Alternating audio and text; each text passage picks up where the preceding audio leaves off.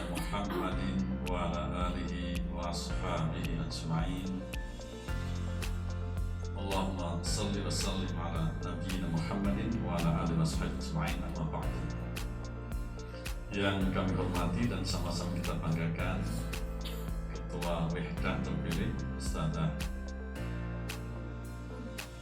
Hunna Hayyur Rasyidah terpilih pada tanggal 8 Maret yang lalu.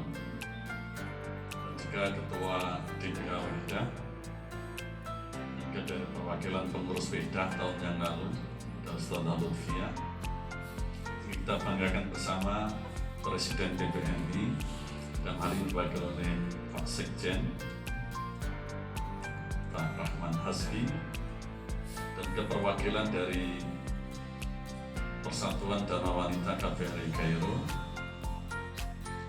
dan para pengurus Wahdah tahun atau periode 2022-2023 yang kita banggakan bersama. Pertama-tama saya menyampaikan selamat dan juga apresiasi kepada panitia pemilihan Wahdah, di mana pemilihan Wahdah pada tahun begitu lancar, sukses, dan dinamikanya tidak seperti tahun lalu. Ya, karena itu selamat pada ketua terpilih dan dilantik pada tanggal 8 Maret. Namun waktu itu sebenarnya kami sudah diundang, ya, tapi bersamaan dengan acara takziah untuk Ustazah yang memang telah berpulang dan dipanggil rahmatullah. Dan sebenarnya waktunya kalau waktu asal setelah maghrib, tapi ternyata masih lanjut, belum selesai itu, ya, sehingga baru hari ini bisa bertemu. Dan juga selamat pada seluruh jajaran pengurus Wahdah periode 1 tahun ke depan yang jumlahnya kurang lebih 60 orang, dan juga para DPA dan seluruhnya. Saya kira pertemuan hari ini menjadi langkah awal bagi kita untuk memulai roda organisasi Wahdah di bawah kepemimpinan Ustazah Hunna Hayyur Rasyidah dan juga seluruh jajarannya yang hari ini nanti akan dilantik dan juga akan menyatakan ikrar bersama sebagai bentuk komitmen, bentuk partisipasi, bentuk dedikasi dan loyalitas terhadap organisasi yang memiliki populasi begitu banyak. Kalau dalam catatan tadi 3.000 yang aktif, ya. Sedang catatan kita sekarang pelajar dan mahasiswa kita mencapai lebih dari 12.000. 30%-nya adalah perempuan.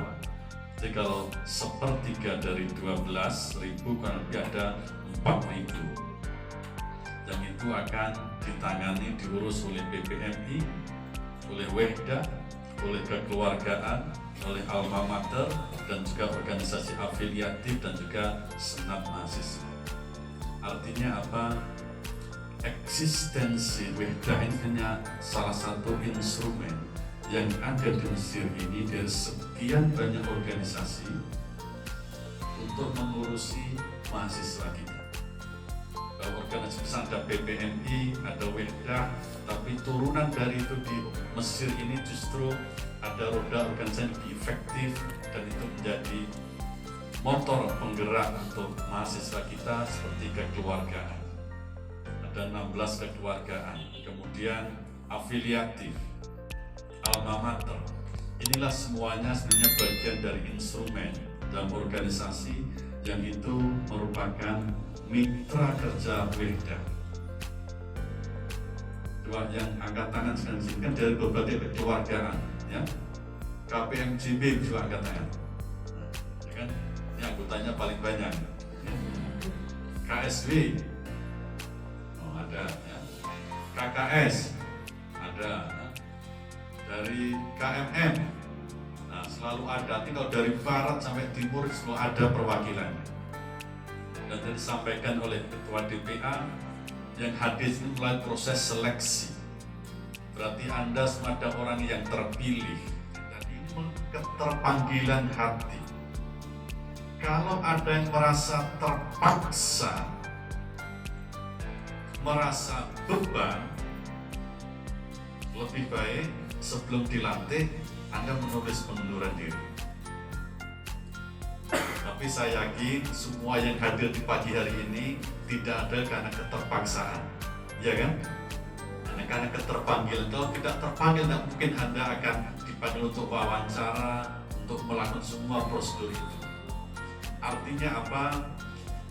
Organisasi Wihdah ini sebagai instrumen untuk mengembangkan diri, untuk mematangkan diri, untuk membangun jejaring, untuk memperluas wawasan, dan juga untuk memperkuat dan meningkatkan kompetensi dan kinerja para pengurus ataupun anggota. Terutama adalah kemampuan leadership skill ataupun kepemimpinan. Kemudian ada lagi interpersonal skill, yaitu kemampuan berkomunikasi antar satu orang dengan orang yang lain. Maka interpersonal, bukan impersonal, tapi antar orang. Bagaimana berkomunikasi dengan PPNI, berkomunikasi dengan kekeluargaan, berkomunikasi dengan Senat, berkomunikasi dengan KBRI, berkomunikasi dengan afiliatif alma mater, bahkan berkomunikasi dengan pihak yang ada di Mesir, termasuk dengan polisi, karena berbagai kasus kecelakaan juga melibatkan ustadzat ataupun mahasiswi kita. Dengan rumah sakit dan pihak yang lain, itulah kemampuan interpersonal yang perlu dibangun, dan itu Wihdah ini menjadi instrumen untuk mengembangkan itu. Dengan bahasa yang lain, mesti ada faktor pembeda antara pengurus Wihdah dengan yang bukan pengurus. Dari segi kemampuan, dari segi keterpanggilan, dari segi dedikasi, dari segi pengabdian. Namun demikian, kita tidak menutup siapapun untuk berkontribusi dan membantu roda organisasi Wihdah ini. Tetapi karena Anda terpilih sebagai dewan pengurus, ya ada kata dewan ini, ya, ada pengurus, ya, berarti ini tanggung jawab Anda lebih besar daripada tanggung jawab anggota. Karena itu jangan diartikan posisi ataupun status ketua, wakil ketua, ataupun divisi apapun sebuah jabatan. Tapi sebuah amanat yang perlu diemban, yang perlu kita pertanggungjawabkan terhadap diri kita sendiri, kepada para anggota kita, kurang lebih tadi bisa jadi 4.000 mahasiswi, pelajar dan mahasiswi, dan yang lebih penting lagi adalah tanggung jawab kita pada Sang Pencipta. Karena itu, kepada para pengurus baru, kami berpesan, waktu yang 1 tahun ini akan terasa sangat singkat sekali. Belum lagi kalau sibuk ujian, organisasi apapun itu sudah lupakan. Tapi jangan demikian, Anda harus mengatur waktu.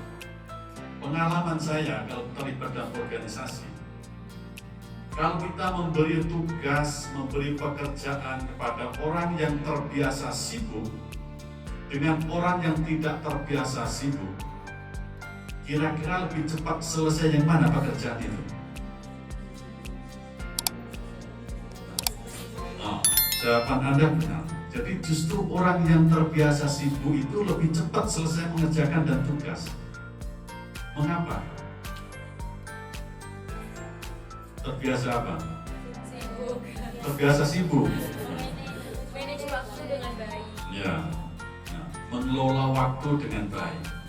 Jadi kalau para pengurus 60 ini kira-kira dapat tugas dari ketua ataupun dari mana saja, Anda harus berpikir di mana kosongnya, di mana menentukan ini, dan siapa koordinasi, bagaimana melakukannya, kapan deadline-nya. Kalau kita akan beri 2 minggu, biasanya orang itu akan mengambil mesti 1 minggu sebelum berakhir akan sudah selesai, tidak mengambil last minute ataupun waktu terakhir. Tapi kalau tidak terbiasa sibuk berpikir masih ada 2 minggu, 1 minggu lagi, nanti masih ada 1 minggu lagi. Berpikir lagi, oh masih ada 5 hari, 3 hari, terakhir nanti buat excuse, maaf Ustazah, kemarin file saya itu rusak, handphone saya ini tidak bisa ini, akhirnya membuat alasan dan seterusnya.